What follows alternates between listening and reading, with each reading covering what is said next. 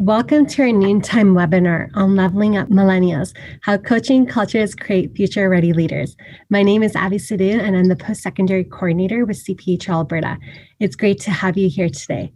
I want to acknowledge that we're living and working on traditional territories in Alberta of many of the First Nations, Métis, and Inuit whose footsteps have marked these lands for centuries, including the peoples of Treaties 6, 7, and 8. If you're joining us from outside of Alberta, I invite you to honor the land where you are today. Today's webinar is part of our partnership program. CPHL Alberta partners with providers of products and services that are valuable to CPHL Alberta members. Essential Impact has been a partner since 2020, and they offer specialty pricing to our members on their coaching programs. You can see more details on our website or contact us for more information. We're pleased to host another webinar with them today. Today's presentation will be a conversation hosted by Ed Temple of Essential Impact. Ed is a certified executive coach and director at Essential Impact in Alberta. We also have Jody King, certified leadership coach and director of brand and communications Essential Impact. Ed and Jody will sit down with our special guest, Andrew Martin, vice president of people and culture at Joey Restaurant Group, and have an insightful conversation. I also want to thank Katie Davies from our marketing and communications team who is here today as our technical support. Thank you, Katie. With that said, I'll turn the floor over to Ed. Thanks, Avi. Really appreciate the intro and your warm words. Appreciate that. It's great to be here with everybody here today. I'm calling from Northwest Calgary. Really glad to be calling out of this beautiful sunny day. And it's great to be with you to share a little bit about leadership and coaching and the impact that coaching has. I've been a coach for the last 10 years. I spent half of that time working within an organization creating coaching culture. So understand kind of the difficulties of being somebody on the inside trying to create change from within around a coaching culture. And then the last 5 years, I've been working externally with people like Andrew, supporting leaders within organizations to help them put together their plans and the vision they have for the impact that coaching culture can have on their people and have on their business and all of their stakeholders that are involved. I went to Royal Roads to do my coach training about 10 years ago. I've really enjoyed all of what I learned there, but also with Essential Impact. I'm a coach with Essential Impact and a coach trainer. So a lot of what we do is we train leaders to use coaching skills, and that's a lot of what we focus on. And today we're really happy to be able to share not really our story, but really the story of Joey Restaurant and what they've done through coaching. Because one of the great privileges we have is to come along some great organizations and share their stories with others, because we know we get to see it. We're at the front seat of what they're doing. We get to partner with them, and we know this is a story that needs to be told to help others. And so we hope that you're going to get a lot of value out of your experience today. So with that, before Jody introduces herself, we want to start with you. What you've come with today. We know you're running from one meeting to the next, and probably right after this one, you're into another meeting. And so I just have a couple questions for you just to help yourself, be grounded, be focused here, and to get the most value out of the webinar today. So the first question I have for you is, what is your expectation that you are coming with for today? Another way of saying that would be, what do you want to get out of this webinar? What's the question that you have? What's the learning? And so if you feel comfortable, share it in the chat. We'd really appreciate that. There's a whole community of people here. So if you share in the chat, others get to see what you're putting there, which is so valuable for our experience, that it's more than just Jody and myself and Andrew talking. We know that you're bringing a lot of things. And so we're going to shift it back to you a few times here around your questions and the Q&A that we have. So if you don't mind just sharing what's your expectation for today, or what's the thing that you're interested in learning more about. So go ahead and share that in the chat if you feel comfortable with it. Otherwise, just write it on a sticky note. You might have one of those in front of you if you're at your desk. Another question we have is, we know running from meeting to meeting, just where are you feeling right now? So what's the feeling you've brought into today? And I know many of you might be frantic, might be trying to catch your breath. You might be trying to eat your lunch while you do this webinar at the same time. What's that one or two word that you're coming in with? And then the second word is, what do you want for your intention to be present and get the most value? An example of that might be, I don't know if you're like this, if you haven't taken vacation yet. I've been going for a year now through COVID. I haven't taken vacation yet. My vacation starts on the weekend. So I'm like near the finish line, but at the Olympics, I'm almost there. And if you stumble at the end, you can have somebody pass you. So for me, my words our finish line. That's what I'm seeing coming up, but I need to finish strong. So my words are finish line and finish strong. What are your words? The word that you come in with today, how you're actually feeling, and what's the word of how you'd like to feel at the end of this webinar?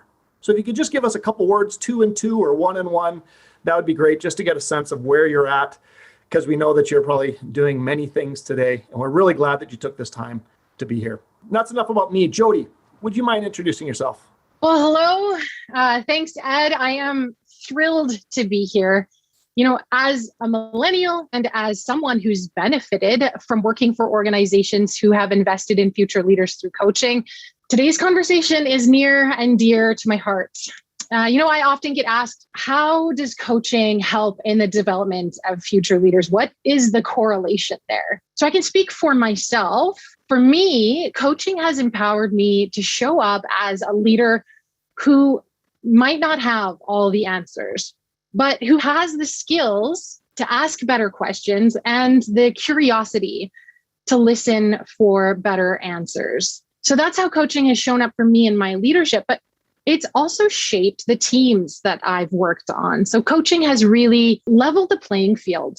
It's created a shared language, and it's fueled people and teams with a sense of clarity and purpose. You can only imagine how this might amplify results when coaching is woven into the fabric of a company's culture. A little bit later on today, actually, we are going to be talking about how essential impact helps organizations develop coaching cultures. There are 3 main areas that we are going to be talking about: training individual champions, developing internal coaches, and investing in organizational training and development. But enough about us. We are here for you today. We're here to hear from you. I've got the chat scrolling beside me on the screen, and I'm so excited by all the conversation that I'm seeing there today already. Another question that we have for you is, what have you found helpful when it comes to recruiting, retaining, and developing leaders? Ed, Andrew, I will see you in a little bit. Yeah, thanks, Jody. And I know you're going to be popping in on us with a couple questions that you have or ones that come up. So thank you for that. We also have Amber from our team supporting us in the chat, also providing some support for Jody and myself. So Amber, welcome, and thank you for being with us as well. Andrew, we're really glad that you're here to share a little bit of your story. And there's a little bit of an intro, but what else is important for us to know about who you are? I just think I got distracted by what's my words or my words. And actually, I was thinking, I'm looking at my parched lawn. It hasn't rained, and I live in Vancouver, and it hasn't rained here, I feel like, in about 2 months. So I think we're getting rain on Friday. So I'm quite excited. Avid gardener. So the fact that everything's getting cooked isn't sitting with me so well. I've been with the Joy Restaurant Group for 14 years. Can't believe it. Feels like it's been 2. I married with two daughters, beautiful daughters, 15 and 20. So I totally get this space, and I love what I do. Yeah. Well, I know so much of what you do is about the people. That's one of the things I really appreciate about the culture at Joey, is how much they focus on people, not only obviously your customers, but also your people and your leaders. So one of the things, just to kind of start, is, we have people coming in from all sorts of different businesses, right? Who may look at a restaurant and go, well, I don't really understand what a restaurant's like in comparison to my business. So I'm wondering if you could kind of translate some of the things that happen in a restaurant to help us understand it as a business compared to people who don't really understand your business as we talk about it. Okay, I mean, it's a good question. I came into the restaurant business with Joey. I'd never worked in a restaurant before, done all sorts of other things, summer jobs, but I'd actually never worked in a restaurant, and I was totally unprepared for what it actually takes to run a restaurant. You can imagine that we've got a massive production facility that has to ramp up, ramp down in seconds. It has to produce perfect quality food on time. You've got a showroom up front. You've got guests coming in. You have to put on a performance, and it has to be exactly what that person wants, which is different than what the other person wants. And then you have all the variables of people. You have the variables of the supply chain. It is just such an incredibly difficult business to run. And the people in our company who run the restaurants extremely well are incredibly talented people. They're talented in their ability to multitask, to juggle, but their ability to get the best out of the people around them, and they're master communicators. So it is a tough business to run. You know, and I appreciate the way you shared it, because I think there's so many parallels to the production side, the marketing side, the showroom, the leadership parts of what you're doing. And the thing that I was reminded of is it's all done in fast forward. Like when you think of everything's in fast motion, I worked in a number of restaurants when I was, in my past career. It's all happening so quickly. So I think we can relate to a lot of that. And we also know that it happens. And we'll talk a little bit about the speed of coaching later. But maybe to start, what have you learned, about development of leaders? Specifically, we're talking about millennials today, just around in your position around what have you learned? What are some of the lessons you've learned? Well, it's funny because we talked a little bit about this before, and I've talked to a number of people, and the area of millennials comes up all the time. And I realize that I just live in it, right? I just live with millennials. That's the water I swim in, the air I breathe. We have about, 5,000 employees. The majority of them are in the millennial kind of group. So when I look at it, I definitely understand and appreciate the speed at which they like to operate, the speed of feedback that they want. I had a real fortunate opportunity to sit down with Christine Day of Lululemon and Starbucks. I was a little early for a dinner that we were having with them. So just she and I sat down, and I actually asked her, I'm like, so what's the difference between a 20-year-old today and a 20-year-old 20 years ago? And her analogy was brilliant. She just said, look, imagine taking this person up in a 2-seater Cessna, and you get up to 3,000 feet and you hand them the controls, and you show them how to go left and right and up and down. And they fly for 5 minutes in the beautiful day. And they turn to you at the end of it and they say, I know how to fly. And so you know how to fly, you know how to take off, you know how to land, you don't know how to deal with, this weather. So for me, there's this feeling like I've arrived before I have. And I see that with, my daughters too.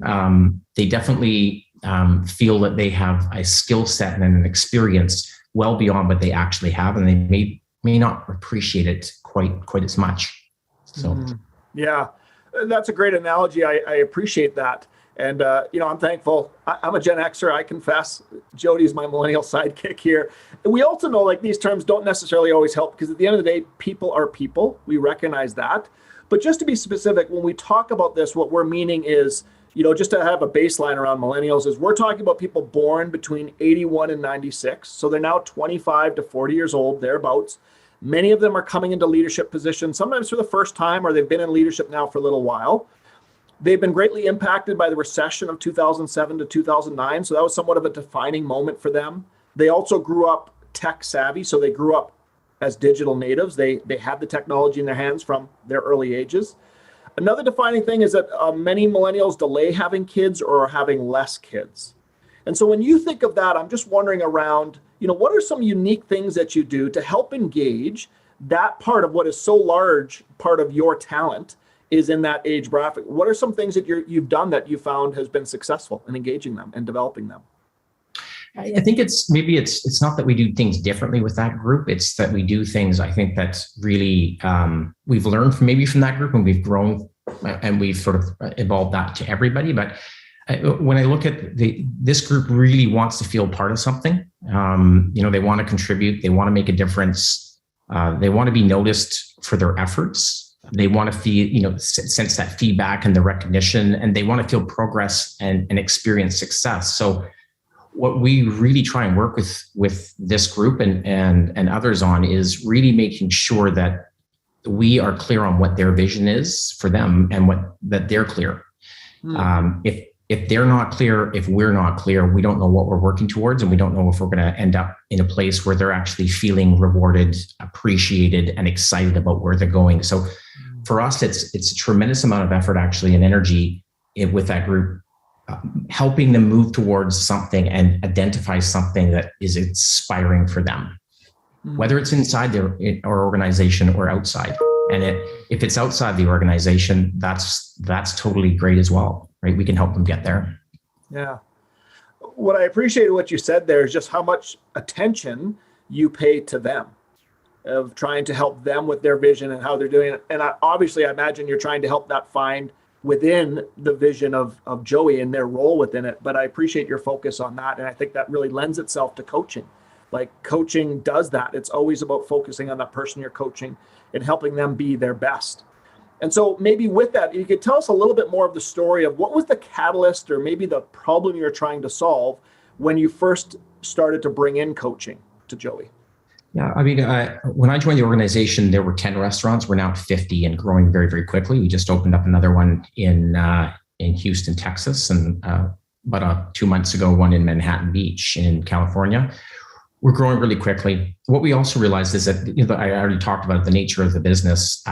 To be a general manager or a chef in our restaurants, really, really complicated, and it takes a long time to learn. And we were having very little success parachuting people in to take over those kinds of roles. So it was really about, oh man, we got a problem here, which is we want to grow. We're going to grow quickly. We need top leaders to do that. We have to produce them ourselves. So how do we create an environment where we're actually able to develop leaders? So coaching, we looked at it as being a great tool, a great technique at the time. It was more of an activity to help them get more out of themselves and more out of the people around them. But ultimately, it was about business. It was about our growth potential and it being minimized if we didn't develop leaders. Yeah. Development of leaders, having them ready sooner, that leadership readiness. I've heard people talk about, and then just that I hear a lot of onboarding and just how complicated it was to bring them along was much better than trying to bring somebody in from the outside. And I think it's probably important to say that when you look at a restaurant, there is no roadmap when you're a general manager, right? I mean, you don't know what's going to come at you that day. So you have to be able to problem solve. Yeah, there's a structure, but within the structure, you're having to make really, really quick decisions and move on things. So we also wanted to build up people's ability to solve their own problems and understand that they could solve their own problems. And that's not something that everybody naturally has when they come to our organization. They have to kind of learn and get confident with that. Yeah, and it kind of normalizes that you solving problems is part of the job. Like you have to be able to figure that out for yourself. Okay, so I'm curious, as you brought that in, just about you as a leader, how did coaching change your perspective? Yeah, I'd say prior to kind of getting involved with coaching, I really thought that I had to have all the answers. Mm-hmm. I had to have my together. I had to, always look the parts. And I think through kind of the ability to, or the knowledge around coaching, where you're starting to ask questions of the people around you, you realize you don't have to have the answers. And you also realize that, man, your answers actually suck some of the times, right? The answers that are coming from them are way, way better. So I think it changed where instead of me I was probably more command and control. I knew I was supposed to know. I'll tell you.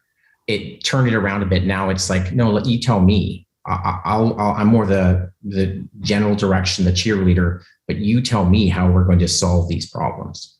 Mm. Yeah, that sounds like a very, very big shift for you. You had one perspective and all of a sudden, through the coaching, it changed, which is great to hear. I've seen that happen with a lot of people through coaching. Okay, so Andrew, I'm guessing when you brought coaching into the organization, you had a plan. In your mind, you had a vision, you had a plan, you knew, okay, this is what we're going to do. And then, everybody has a plan until they get punched in the face. You might have got punched in the face and it didn't work out. We're wanting to tell us a little bit about that story of I thought it was going to work like this, and here's actually how it ended up working. Yeah, I get punched in the face a lot. I definitely am a person who likes to, I get 60% of the idea of where I want to go, and then I start moving and I figure it out along the way. I actually got punched less in the face with coaching than, bringing that in than most things, which was great. But the initial plan really was, there were a couple of things. One, I didn't want this to be a head office corporate initiative being pushed down. Like that, those things just don't work. I didn't want to be the forever energy behind this. So if I leave, it leaves with me. So I really wanted to create what we called at the time a flywheel of energy, that would be self-sustaining. So the idea was to involve operations. And so I invited 10 of the most senior kind of influential operators from different areas of the business and different locations. And they really got indoctrinated into coaching. And we flew them out, and we worked for probably 3 weeks, over a period of 3 months, and 3 weeks of intense sort of training around it. And then we actually had them go out with us and actually teach the coaching course to their their peers, Wow. to their subordinates. So when you got a senior vice president of operations, and he's actually involved in teaching the program, you take a little more seriously when the HR guy shows up and teaches it. It's just the reality. So that was all planned and orchestrated, and it actually worked incredibly well. Where we started getting a little wobbly, I would say, is our organization's really good at taking things on. When we decide to take on an initiative, it's like everybody goes in the same direction. So I think we forgot to run restaurants for a while. Like, it was literally everyone was coaching everybody. I mean, it was just, he's on a coaching call, he's good coaching. And so there was so much coaching going on for a while. It was like we had to windshield wiper back the other way. It was like, stop this coaching. Like, this is getting out of control. Yeah. So that was definitely a punch in the nose for me, because I was loving it, that all this was happening, but the impact on the business and making sure that people were actually doing the activities on in the restaurants to get the business done are pretty critical. We're going hungry. Yeah, exactly. So I thought that was a bit of a punch in the nose there. So we had to take a step back. Another area I think there was a bit of a punch in the gut, is I talked about that flywheel. And because we windshield wipered so far back, kind of the other way for a period of a couple of years, getting the energy back again, and that was a bit of a kick in the gut for me, because I just wanted to kind of get it going and get it moving and get the momentum flowing again in the actual training side of things. So nothing's going to go smoothly. Yeah. The way it goes. Yeah, we appreciate that. And I'm sure people listening kind of appreciate hearing those stories more than the success stories. But it does remind me of one of the success stories was around the Prism Award that you guys won, which is a globally recognized award from the International Coaching Federation. And I'm sure that we have some coaches on this call, so they would know what that is. Probably a lot of the HR people may not. So let me sorry to geek out, just want to say 4 things what the Prism Award's about. It's about 4 things that organizations get measured on. So they get measured on how coaching fits into the strategy of the business. I heard you talking about, hey, food is our business, people is our business. You got to be careful how much you're coaching. But strategy is a key part of it. Sustainability, I appreciate that you said it wasn't just about you. How do I create something that's sustainable beyond me? So that's another measurement of the Prism Award. A third one is around measuring impact, like to actually quantify this and say there's a tangible ROI of this, and that impact is really important. And then the last thing is around that there's standards of what coaching is, that there's a bar around what we mean by coaching. And so I know that's all of the things that you were measured on when you went through that award. And I'm just curious if you could share with us a little bit, but maybe what was the catalyst for you to apply for it? And maybe what was affirmed or learned through that process?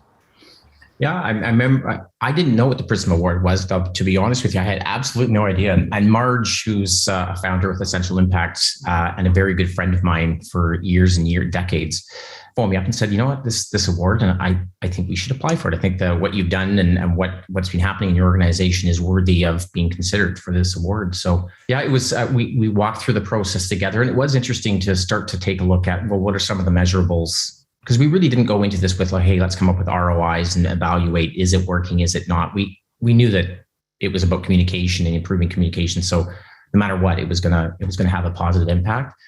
But as we went through it and doing some of the measurements around sort of retention and the value of the program, and that was hugely eye-opening, because we just had never thought of it that way before. And it was a very interesting experience. I didn't realize how big the award was. I mean, we were told that we were a finalist and we were going to go down, and they had an AGM meeting in Vegas. So the now president and I, actually outgoing president, we went down to Vegas, and we're in the restaurant business. We have to check out restaurants and check out the different drinks. So we had a very late night, and in the morning we found out 5 minutes before we won. And the lady turned to us and said, so one of you can speak for about 5 minutes. We're both hungover. My boss just looks at me and goes, you're up, and walks away. So I had to get up. It was a bit of a blur, but it turned out to be quite a big ordeal. And it's meant a lot. It's meant a lot to me and to the other sort of coaches in the organization. Yeah. I think you guys beat out NASA that year or something like that. You beat out or maybe it's IBM. You beat out some big names. We beat out NASA, the CIA, I believe it was the BBC, Raytheon Missile Systems. It was an odd collection of companies. Yeah. Well, I saw a clip of the video. I didn't think you looked hungover, so good job on that speech. Practice. It's good practice. Okay, so with that, I was gonna ask some ROI stuff. Jody put some stuff in the chat, which I really appreciate. She's got some great numbers there, so we can maybe address that. But the other thing I want to ask about is the speed of coaching. Like Joey, you guys move fast. Like you said, people are coaching all over the place. You don't have offices and cubicles. You're in restaurants. That's where most of your people work. So how does coaching actually work in real time? Like, what's that look like through the day when coaching conversations are happening? That's actually, I mean, for us, it's a very interesting piece too, because it was one of the areas that we also ran into trouble, because there's a time to coach, there's a time to tell, and you're in the restaurant or you're in the middle of a rush in the kitchen. It's not a time to coach and say, take a step back and what do you think? Yeah. So it depends on the moment, depends what's going on in the restaurant, and you have to pick your moments. But we do have there are very structured times to actually go through coaching and where they're at in their career kind of stuff. And those are quite regular, but then there's the moments where you're able to see something that's occurred in the heat of the moment. And then you can take that aside, grab a table when the guests aren't around, and you can sit down and actually walk through like what occurred there. What were you thinking? What were you seeing?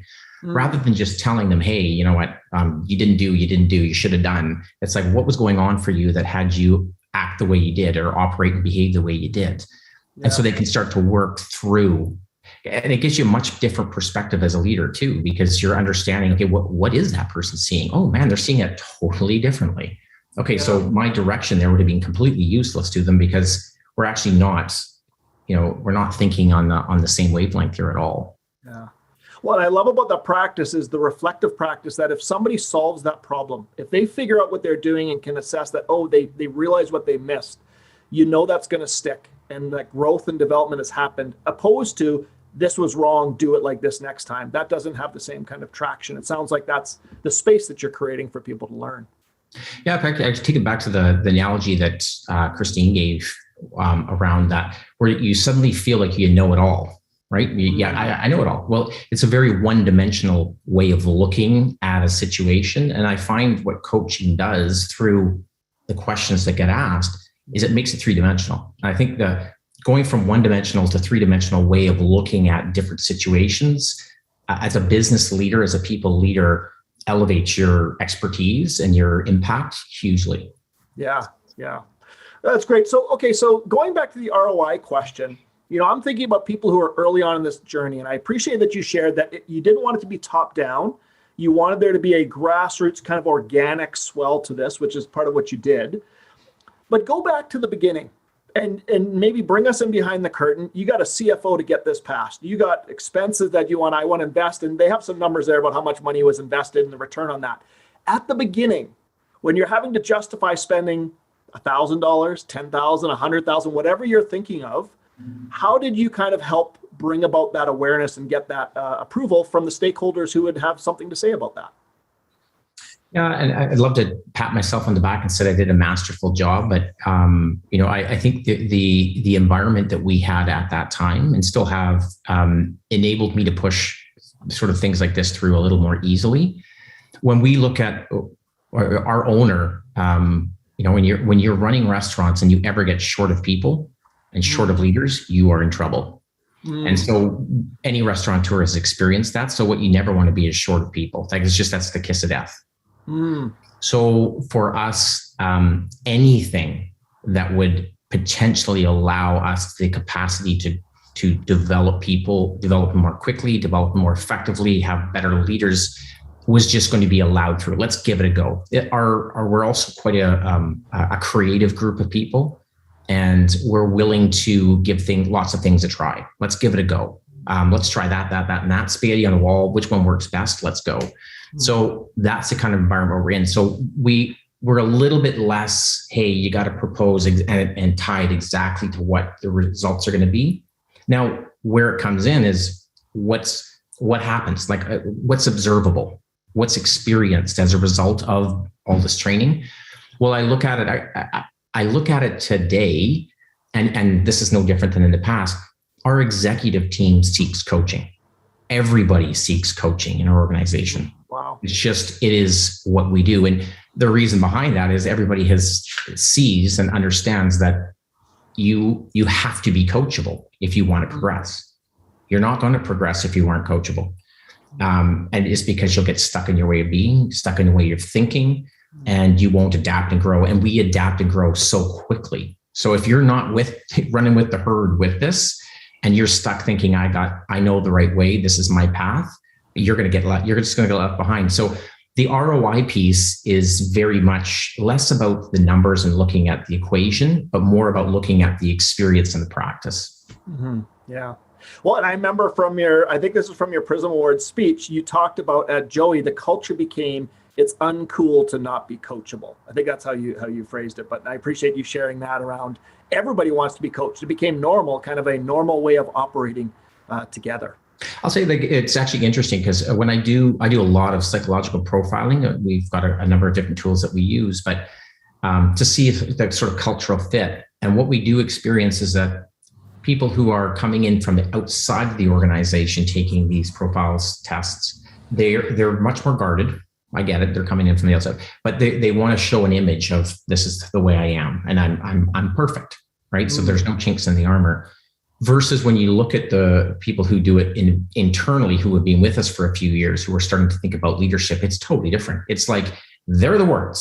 So it's in our organization, it really is infused that you aren't perfect. You have lots of things to work on. Even the biggest strengths that you have will hold you back, and you'll never see them on your own. If you do it on your own, you will never, ever see them. You'll never, ever change. You can't. Yeah. So that's where the coach comes in to give you and it's not just one coach. It's like you've got a myriad of mirrors coming at you, asking you questions about why did you approach it that way? What's going on? Well, and what I love about the vulnerability, I've seen that in action because, Joey Chinook was so gracious to host me at an event that I had there with about 40 or 50 business owners. So all leaders, all people over 50, quite male dominated business owner type people. And Joey went up and demonstrated coaching in front of this group of intimidating people. And it was two young staff members. And the lady who got coached showed such vulnerability and willingness to talk about real things, about going and opening a new store and some of the apprehension. I was so impressed. And I have to say, the audience afterwards, the feedback that I got, they were all like, wow, I could never do that. But they were just impressed with the willingness to jump in and just be willing to talk about what's really going on, what they're really thinking, what they're really feeling. And the breakthrough that came through it was amazing. And so it's such a great thing to see that in action. And that was in front of strangers that they demonstrated this coaching, and just saw how that happens every day at Joey. Okay, I'll tell you, part of that comes from just, you demonstrate it at the highest levels. People mimic the behaviors of the people they look up to and the leaders in the organization. So when we were bringing coaching into the company, and most people had never heard of it, experienced it at all. We had Carolyn at one of our leadership conventions. We had Carolyn Conlon of Essential Impact, amazing coach, coach our president on stage. We had no idea what the topic was going to be. Yeah. And so it starts off, and she says, what would you like to talk about? And he said, well, you know what? I want to improve the relationship I have with the owner. The owner is 15 feet away, right? And it was a pin drop, and then everybody just leaned in. It was like, where is this going to go? And then about 15 minutes into the conversation, he had a light bulb moment. It was like, I didn't think of it that way. I didn't see it that way. I have a whole new perspective. And that vulnerability, and then being able to see the impact that it had, may have been the most pivotal moment with coaching in our company. Wow, I bet. I could feel it. I've heard that story before, but I feel it every time of like what an impact that would have had. I appreciated that there's this grassroots thing coming up from, but then there's this top example that kind of affirms what's happening here. But there is a real role for leadership as well. Appreciate how both of those are so important. It does make it much. I want to give, his name's Al Jessa, and give him as much kudos as I possibly can. He's resigned as president, and he's sort of, I think he was planning on leaving, but with earlier, but with COVID occurring, he was like, no, I'm not going to leave you guys high and dry. So he wants to head off into the world actually in leadership and leadership development. It's just it's a big passion of his. So his willingness to be vulnerable, raw, direct in the organization is just it's the fabric. He's helped create that fabric. It's powerful, yeah. We've got a ton of great questions coming in. I want to invite Jody in just to see what she's going to bring us. Who knows what she's going to bring us? But Andrew, this has been great. I'm going to pass it over to her for a bit. Andrew, in your 15 years of experience, what is the biggest benefit that you've noticed with coaching? What's the biggest benefit? I gotta pick one. I actually think it's less for our organization. It's less about the individual coaching and more about the actual overall culture and being vulnerable and being open and letting your guard down and being vulnerable to looking actually internally and seeing where your flaws are and then doing something about it. I actually think that across the board, that's probably the most impactful thing, because no matter whether you did coaching or not at that point in time, everybody has the ability to elevate themselves. Mm-hmm. Yeah, actually, there was a question that came in for me from Dan, and I thank you, Dan, and it kind of correlates to what you're saying, Andrew. The question was, how did coaching impact your confidence? And so for me, coaching shifts the power dynamic. Instead of me looking externally for the answers, when you partner with a coach, you start looking internally for the answers and internally for those resources. And as you begin to strategize and lean into that, you realize it's like building a muscle. You start to build up that muscle and that strength of being able to find those answers and solve those problems. That's really great. Andrew, one of the other questions that we got was, how about return on expectations? We've got a lot of different measurements out there, but what were your expectations and how were they met or exceeded when you introduced coaching? Wow, they definitely were exceeded. To be honest with you, I guess I'm looking at it maybe a variety of different ways in terms of actually having it roll out and be impacted throughout the organization.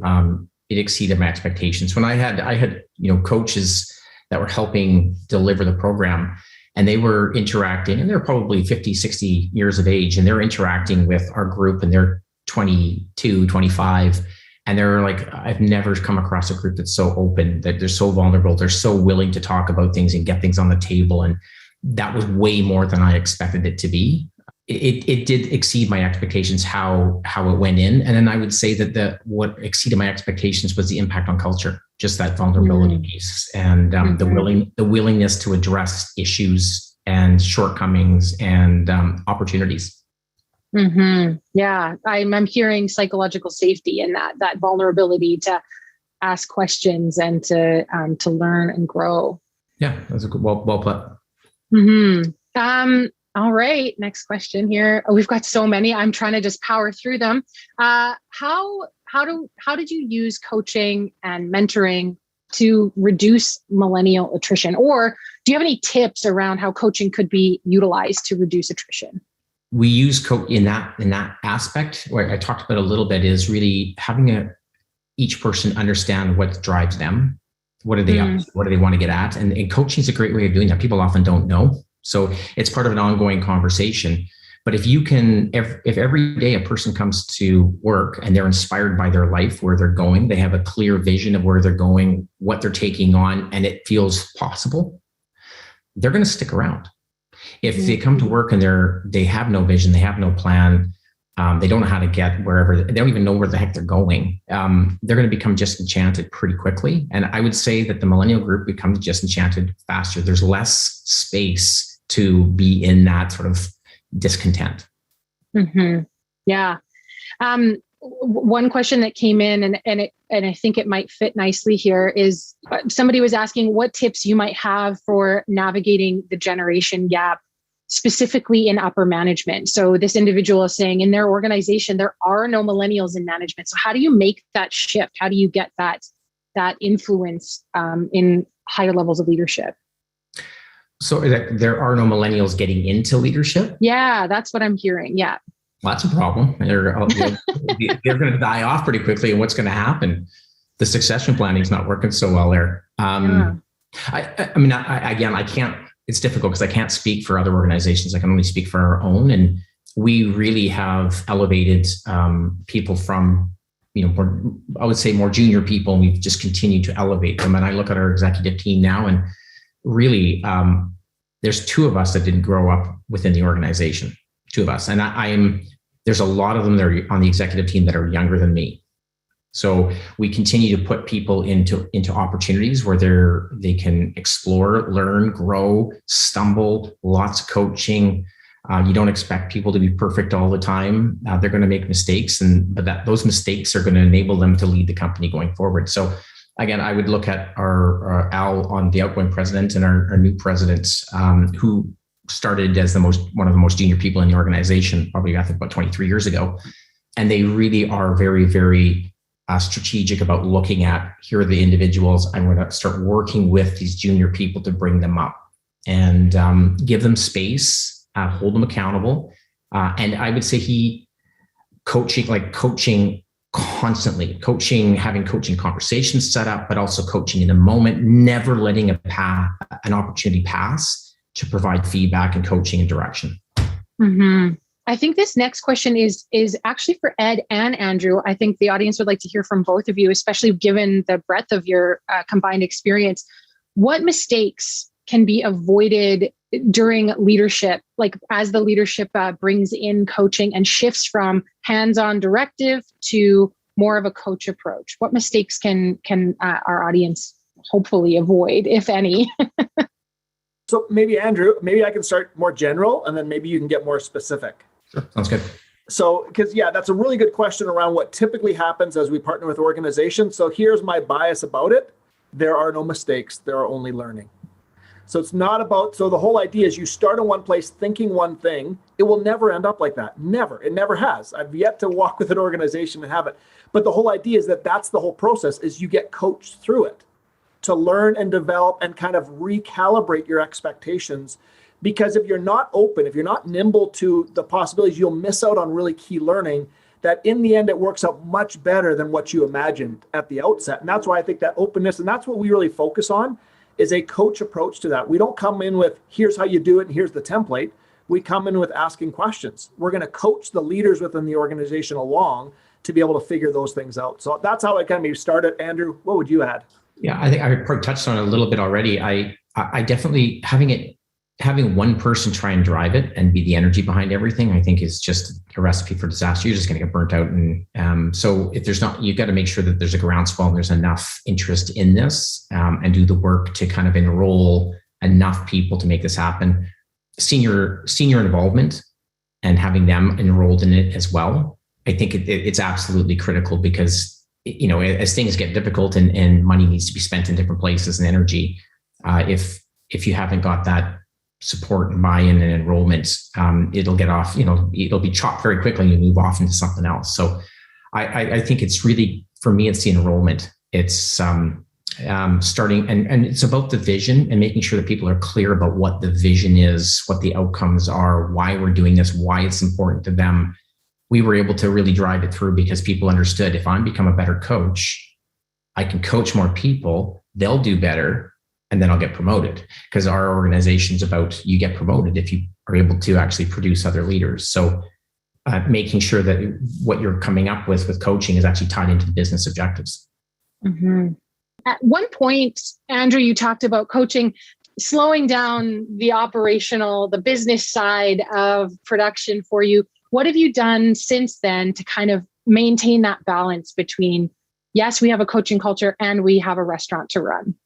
I wouldn't say it's anything that I particularly have done. It's just at the beginning, we were so gung-ho on coaching. It just was the thing that everybody wanted to get engaged with, and people enjoyed it so much. Right? If anyone who's done coaching, it's really enjoyable. You really get to know the person, understand the person. You get, your own thoughts out there. So it's a great experience. And I think it was just growing pains. We just needed to figure out how much do we go here and how does it relate to kind of running the business. And the operations, they're smart, and they figured out how to mesh the two together in an efficient way. So nothing I personally did. Did you launch coaching with the back of house employees as well? Oh, of course. Yeah, absolutely. Yeah. That's what I thought. But a question came up, so I thought I would just throw it out there. Another question from the audience is, how has COVID changed your coaching strategy today? How was COVID? Wow. Well, COVID took over our lives completely. Obviously, most people's, but the restaurant business, it really took over.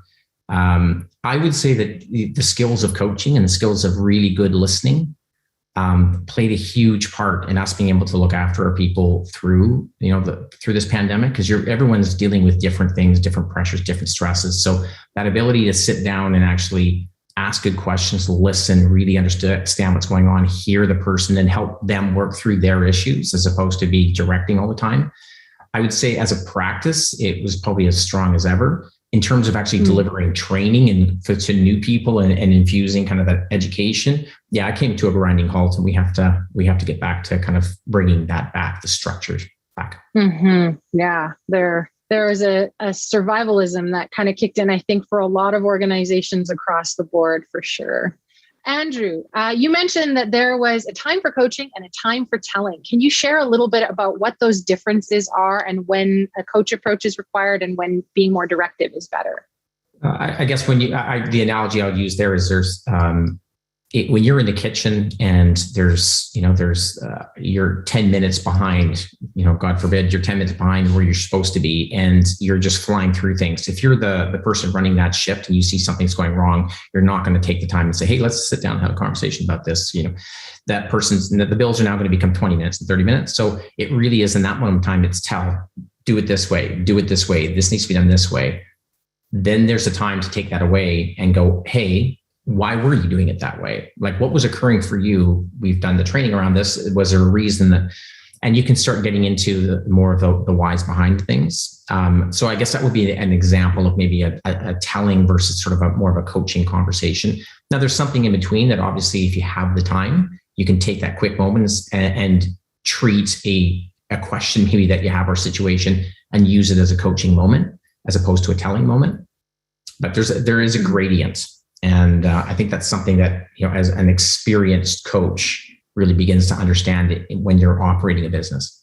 Mm-hmm. I like that idea of a gradient. That's, for me, I can really see that being really applicable with coaching and the difference between coaching and telling. Ed.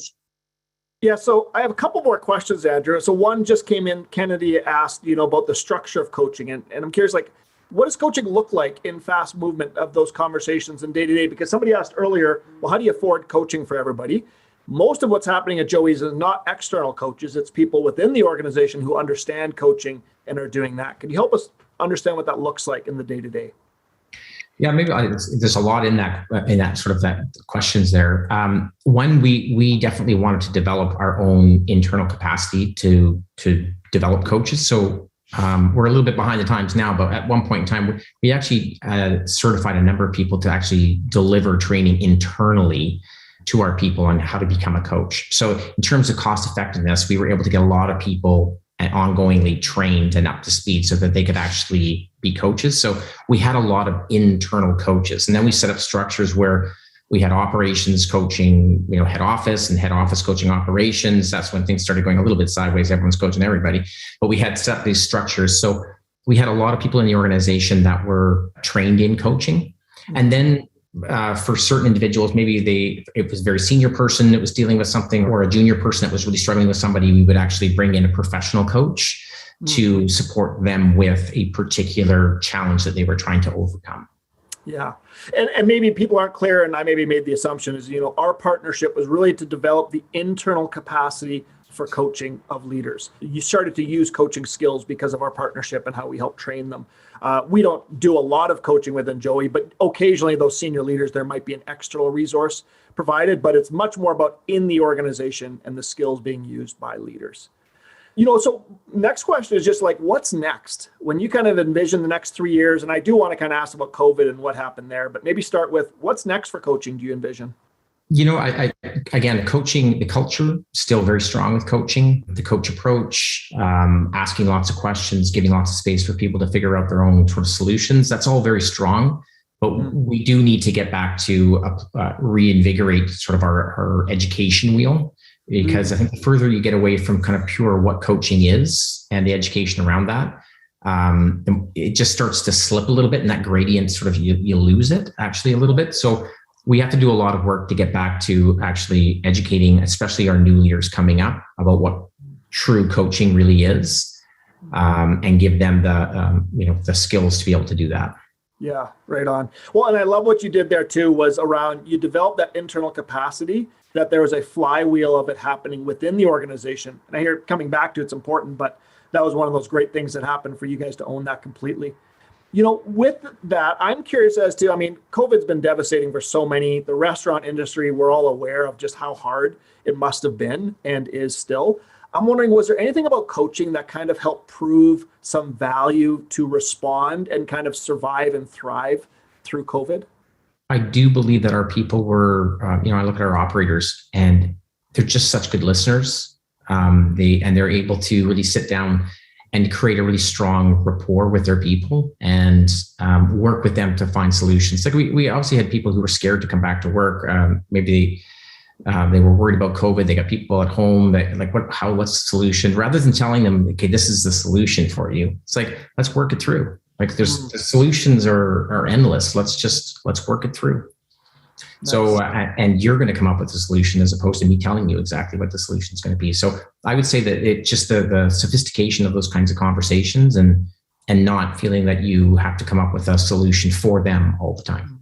Yeah, cool. Well, this has been great. We've got like 2 minutes before Abby comes in to close our time. And I'm wondering, is there a favorite story or something that you haven't talked about that you'd want to share that would be helpful for us? Yeah, I guess it's it's a fun story. Marge has been a good friend. She's one of the founding partners of Essential Impact, and she's just been a great friend of mine for so many years and a great coach. And I just look at whenever people on this call, whenever you're looking for consultants to come in, it's not just the skill set that they bring in, it's the personality. It's do they fit your culture? And there's a story where it was the first day that we were actually delivering. It was not coaching, it was an SDI course. And there were all these squeaky toys on the table and rubber things to play with that Marge had out. And sure enough, our ADD group, ADD group had ripped them all apart and created a super toy, right? It was like this big and it weighed about 80 pounds. And they were throwing it back and forth in the break. And Marge is looking at this going, my goodness. Anyway, we came back from the break and the ball went whizzing across the room and it hit Marge in the head. Marge went down like a sack of bricks. Yeah. And the entire room was like, oh, this is not good. And Marge popped back up again so fast, pointed at the guy and said, keep your head up. And the whole room just erupted with laughter and she won the room. Like, this is a tough crowd. And she won the room in that moment.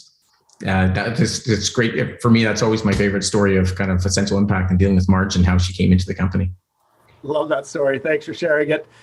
For all of you who are listening, thank you for being here today. I want to turn it back to you around a question of so from what you've heard today, what's next for you around what you need to go and apply from a story that Andrew shared? And if you're willing to share it in the chat, we'd appreciate that because other people would appreciate what you're taking away because that will help their learning. And so if you have time to just say something there, we have 2 minutes left. Abby's going to come in and just say some closing words. But Andrew, thank you for your time, willing to share your story. And there's been some great things in the chat. They've really enjoyed what you brought today. So thank you so much for that. And thank you, Jody and Amber, for partnering and supporting. Abby, over to you. Awesome. Thank you, Ed. If Katie can spotlight me, that'd be awesome. Okay, perfect. I'm here.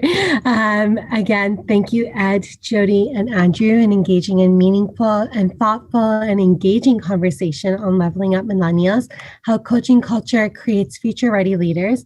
I know I personally learned a lot, and I'm sure our audience did too. Thank you for attending today's webinar, and I hope to see many of you again in the near future. With that being said, have a great afternoon and an amazing rest of the week. Bye for now.